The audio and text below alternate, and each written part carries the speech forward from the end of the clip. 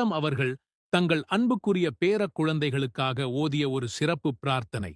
இது அனைத்து விதமான தீய சக்திகளிலிருந்தும், குறிப்பாக ஷைத்தான்கள், விஷப்பிராணிகள் மற்றும் தீய கண் திருஷ்டியிலிருந்தும் நமக்கு முழுமையான பாதுகாப்பை இன்ஷா அல்லாஹ் வழங்கும்.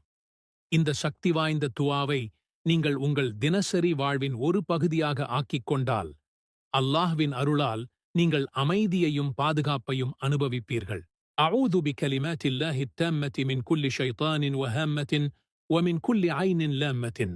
அல்லாஹ்வின் முழுமையான வார்த்தைகளைக் கொண்டு எல்லா ஷைத்தான்கள் மற்றும் விஷப்பூச்சிகளிலிருந்தும், எல்லா தீய பொறாமை கொண்ட கண்களிலிருந்தும் நான் பாதுகாப்பு தேடுகிறேன். இந்த துஆவை நீங்கள் எவ்வளவு அதிகமாக ஓதுகிறீர்களோ அவ்வளவு அதிகமாக அல்லாஹ்விடமிருந்து பாதுகாப்பு கிடைக்கும்.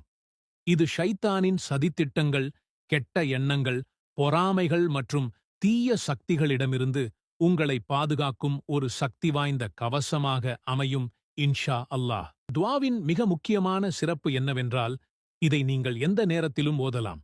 இது ஒரு நிரந்தரமான, அனைவருக்கும் பொதுவான துஆவாகும்.